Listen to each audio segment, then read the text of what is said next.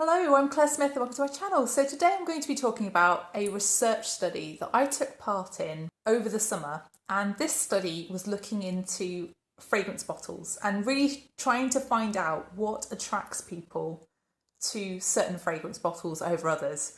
What is it that makes us pick up one bottle and not pick up another? What is it about fragrance bottles that turns us off or turns us on? So if you like this kind of content, then please do consider subscribing if you haven't done already. I'm Claire Smith, I'm a scientist. I make videos all about perfume, but I kind of concentrate on perfume science, perfume history, perfume psychology, and the social impact of fragrance. But I also just talk about perfumes in general. So if that kind of thing interests you and you haven't done already, then please do consider subscribing. And also please like this video if you do end up liking this video. So this research was carried out by a researcher in Holland. So he asked 121 people about their bottle preference choices. So he actually invited people who were aged between 19 and 40 to do this study. Divided that 121 response into people of different ages. So he divided them into the Gen Zs, so the 19 to 26-year-olds, late millennials, so the people who were aged between 27 and 33, and also the early millennials, so people like me, who were aged between 34 and 40. So of the people he recruited, most people were in the youngest age group, as might be expected with a study carried out at university, but there still was quite a good spread overall, as you can see on this graph. And as you can see from the second graph, you can see that the spread between people who declared their gender as male and people who declared their gender as female, the split was pretty equal. Perhaps a little bit of a bias towards female respondents. Interestingly, when people were asked which gender of fragrance, so the gender that the fragrance is marketed under, that they normally wore, 20% of people said that they generally wear a unisex fragrance, with the feminine fragrance coming out as the most popular answer at just under 50% of people saying that they generally wear a feminine fragrance. So next, the cohort were asked about how many bottles of fragrance that they own. So most people said that they owned between 2 and 5 bottles of perfume. So these people generally were not collectors of fragrance. Around 54% of people said they owned 5 bottles of perfume or fewer. And actually there was a little bit of a split between that and the other end. So there were actually over 23% of people who said that they owned 10 or more bottles of fragrance, which I would say is really going into the kind of collector realm, isn't it, once you reach that kind of level. But the study also asked people to kind of self-declare if they considered themselves to be a perfume collector, because that was kind of important to know as to their attitude towards fragrance, really. I think perfume collectors are just a little bit more focused and a little bit more deliberate about what they buy. So in total from this cohort, 35% of people said that they considered themselves to be a collector, which I found a little bit surprising given that only 23% of the cohort had 10 or more bottles. But I guess you don't need many bottles to consider yourself a collector. Interestingly, when people were asked about what they would be prepared to pay for a fragrance, around 70% of people said that they would be prepared to pay something equivalent to the price point of a mid-range designer fragrance. So something that was priced at about £110, 130 euros or 140 US dollars, something around that price range. So really it's a big focus on the cheaper end of the market if 70% of people would only go up to £110. Interestingly, 15% of people said that they would spend up to £350 on a fragrance. So that equates to 400 euros or 450 US dollars, which I cannot even contemplate spending that much on one single bottle of fragrance. That just seems insane to me. And actually a proportion of people even said that they didn't care. They would just spend whatever the price was, which I find quite unbelievable. Unless you've got tons of money, do people just go, oh, that smells nice, I'll have that one? I don't know, do they? Do they really? I don't. Anyway, so yeah, 15% of people considered that they would spend a crazy amount, or they wouldn't even look at the price tag, which I found astounding. And predictably, if you look at this graph, you could see that actually people who considered themselves to be perfume collectors we're far more prepared to pay on average a higher price for a fragrance than people who didn't consider themselves to be perfume collectors. I guess that maybe denotes a little bit of obsession with fragrance, doesn't it? If you declare yourself to be a collector, you're a little bit more into it than someone who isn't a collector. People were also asked the question about whether they only would choose to buy luxury fragrances. And out of the 121 people, 12.5% of people said that they would only buy a luxury fragrance. So this made me wonder whether this cohort is accurately representing the general population, because I wouldn't have said that 12.5% of the general population even are aware of most fragrance brands, most high-end fragrance brands that you rarely see in shops. Ones like Creed that you have to go to specialist stores in order to view. If you're not a perfume collector, you're not going to know about these brands. But I guess the percentage of people in this survey saying they were a perfume collector may explain the high percentage of people in this survey, 12.5%, who say that they would only buy a luxury fragrance. Also, what is a luxury fragrance? Maybe people have a very different view of luxury fragrance to what I would consider a luxury fragrance, so that maybe that also explains it. So next, the survey looked at the types of bottles that people preferred. Interestingly, maximal designs seemed much less popular. So by maximal designs, I mean like the really crazy ones, the ones that make you kind of go and think they're a little bit kitsch. I mean, I love a maximal design sometimes, but sometimes they just look a bit cheap, don't they, sometimes? And I guess that can put a lot of people off. So most people considered that they would prefer a minimalist design or a neutral design, something in the middle of minimalist and maximalist. And I kind of get that. Interestingly, the people who are in the late millennial age group, so the people aged 27 to 33, were most likely to say that they would prefer a minimalist design. Also interestingly, the early millennial age group, so the people who were aged 34 to 40, were the least likely to say that they would prefer a maximalist design. I guess both of these age groups would have caught that sort of minimalism trend around the 2000s, whereas the younger age group wouldn't have caught that trend because they would have just been too young to see that trend. And so that might be an association with their childhoods, or an association with their really early youth, which may have just stuck with them, that has just formed their kind of taste in objects, really, maybe. Perhaps. So next, people were asked some more behavioural questions in their responses to bottle colour and bottle choice.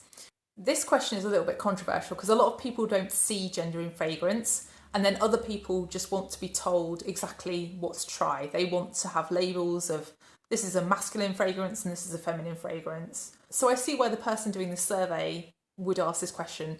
And also you need to remember that a lot of designer fragrances are gendered. Niche, not so much, but designer are very gendered.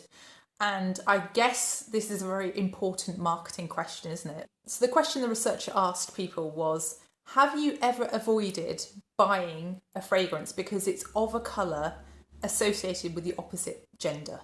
Actually, only 7.5% of people admitted that they had avoided buying a fragrance that was in a bottle of a particular colour. So clearly it is a design consideration for a small proportion of people. People were also asked whether they'd ever avoided buying a fragrance because they thought it looked cheap, because they thought the bottle looked of an inferior quality, or it looked like it was tacky. And actually 45%, a massive 45% of people said they had avoided buying a fragrance bottle because it looked cheap and tacky. So clearly, that the design of a fragrance bottle is absolutely critical to the success of a fragrance. You can have an amazingly, beautifully smelling fragrance, but if you've got it in a tacky bottle, then no one's going to pick it up and try it, or very few people are going to pick it up and try it.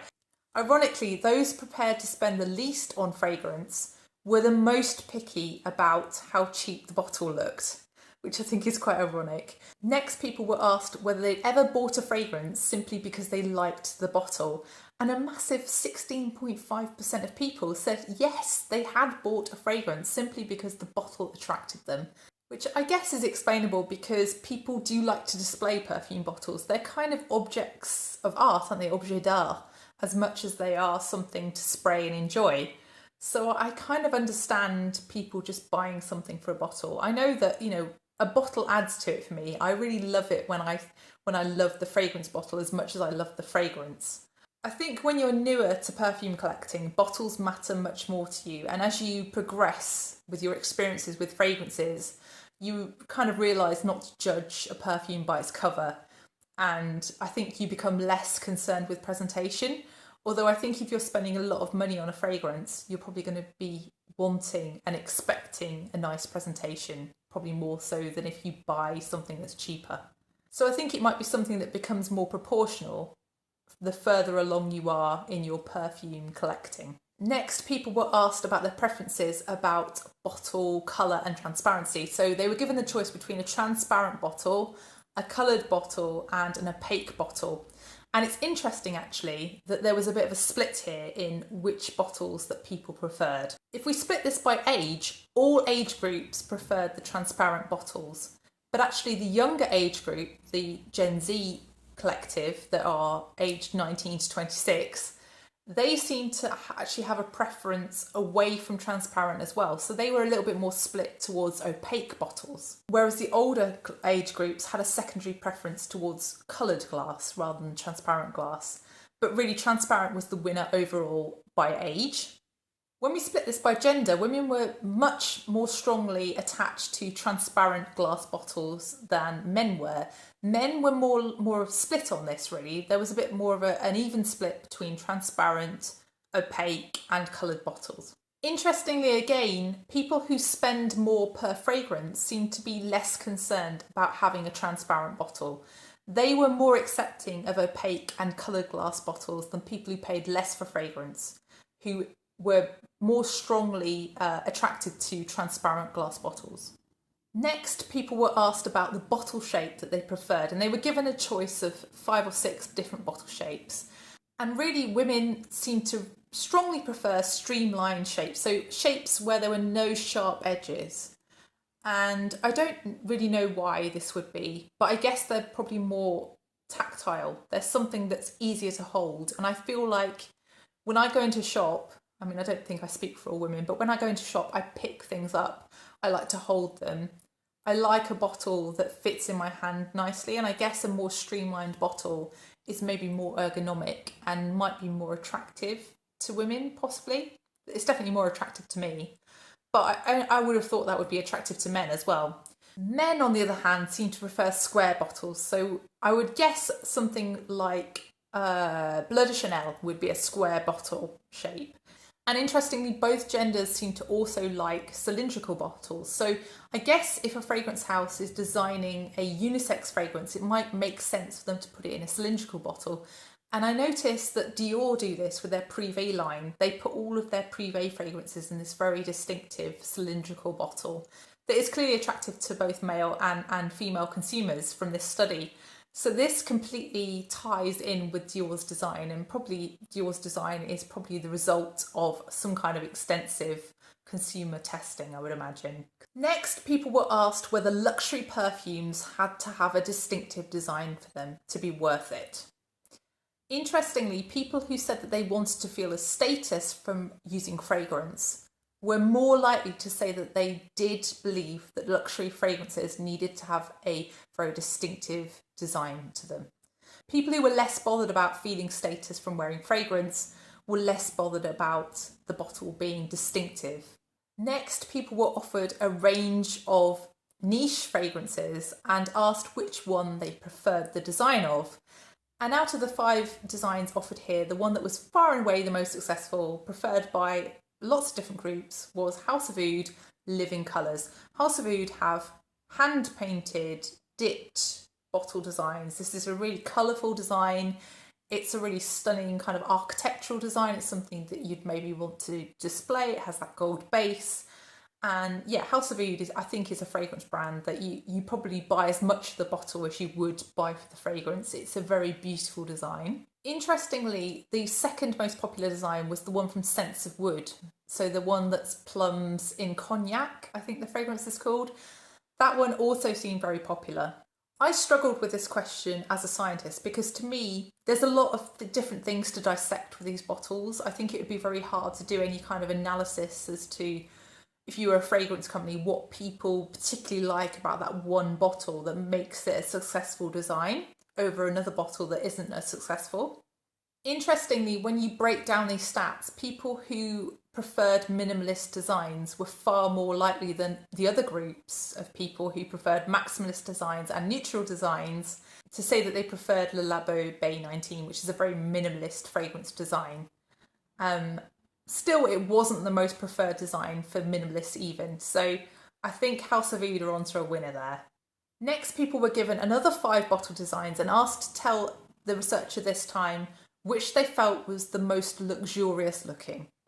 And actually the runaway success here out of these 5 choices was Tom Ford's Tobacco Vanille. Tom Ford's Tobacco Vanille is a very classical looking bottle. It looks like almost like a Roman column. It's very architectural, that bottle. And I guess that bottle is probably something that's going to attract people who are male, people who are female. It's a very classic design. It's a very simple design. It's very sleek looking. It's just very, very Tom Ford. You can kind of almost see in your head Tom Ford himself going, that one, because it just is, it's almost like one of his suits. It's just a very well cut kind of shape. And I guess that's why it's been so successful. Interestingly here, Amouage's Myths Man, which to me looks like an alien, was deemed to be the second most luxurious perfume bottle. I'll fully admit that Amouage's bottles look absolutely stunningly beautiful in some cases, but I wouldn't have said that Myths Man was one that would, to me, give off a feeling of luxury. It just makes me think of aliens. So, sad times for Creed. They were actually voted the lowest and least luxurious out of this little selection, with Bois de Cidra being voted the least luxurious looking out of these 5 designs. So yeah, Creed, you need to work on your bottles. People were also asked whether their views on fragrances were influenced through social media. And actually, I thought this result would be completely the other way around, but people who were younger, so the Gen Z generation of 19 to 26-year-olds, said that they were the least likely to be influenced by social media reviews on a fragrance, whereas the older age groups, so the early millennials and the late millennials, who didn't grow up with social media, were said to be more influenced, or said they would be more influenced by reviews on YouTube, by reviews on Instagram, by reviews on TikTok. I think this is surprising but also understandable, because I think the people who are in the younger Gen Z generation have grown up with social media and probably have been used to this ever-present source of information that isn't necessarily reliable, that is full of people's views and not full of facts. And so I think that might explain why perhaps Gen Z are less influenced by social media, or maybe they might be reporting themselves as being less influenced by social media, even though perhaps they are influenced by social media. You don't know, do you? Because you haven't measured people's reactions. You've just asked them to self-report what they think. So really, I don't know, they could be being influenced, but they don't admit to it. So actually, the early millennials and the late millennials are perhaps more aware of the effect of social media, perhaps on their behaviours, because they've lived a life without social media, especially the early millennials. If you look at brands like Kayali, they've grown entirely through social media marketing. That would just be unthinkable 20 years ago because social media didn't really exist. So it really has changed the whole market for fragrance, and clearly people who are older are more aware of that change and feel that influence perhaps more. So there are a few other questions in this survey which I'm not really going to detail, but people were asked about bottle weight as well, and most people seemed to think that heavier bottles suggested something that was more luxurious, which is ironic because heavier glass is something that is more environmentally costly. Another point people were asked about was indie fragrances. So people were asked, you know, indie fragrance brands, they're usually tiny brands that don't have a lot of money to spend on the appearance of their bottles. What can an indie brand do to make their bottles seem more appealing that's actually cost effective for them? So the biggest answer here was that they should pay for very high quality labels. And I would totally agree with this, because I feel like if you get the labelling right on a indie fragrance, it really sets apart your fragrance from the rest of the market. It can make even a generic bottle instantly recognisable because of the label. And when I see reviews of indie fragrances like Kais Perfumes, for example, when I see reviews of that brand, people forever complain about the labels. So I guess this whole study has shown really that bottle design is incredibly important in consumers' behaviour, consumer views, whether people will buy your fragrance, whether people will even pick up your fragrance to try. And interestingly, the appearance of bottles seemed to matter a lot, even at the lower price points, which surprised me. And it was super interesting as well how different bottle shapes and different transparencies and colours of bottles and opacities of bottles were really critical to which age group and which gender would be attracted to that fragrance just by simply looking at the bottle. This study also shows that some bottle designs transcend trends and appeal to a general market, no matter what their gender or their age or their design preference for minimalist or maximalism. And really, those bottles that are things like the very artful design of the House of Oud Living Colours bottle, or the very slick and luxurious feeling Tobacco Vanille bottle by Tom Ford. So what do you think? How much does bottle preference and bottle choice come into your choices of which fragrances you try and buy? Have you ever tried a fragrance just because you liked the bottle? Have you bought a fragrance because you tried it because of the bottle? I'd really love to know. And which fragrance brand do you think has the best bottles and the worst bottles? Is there one brand that just puts you off straight away with their designs of their fragrance bottles? So if you've enjoyed this video, then please press the like button, and also please consider subscribing if you haven't done already, and I will see you in the next one. Bye.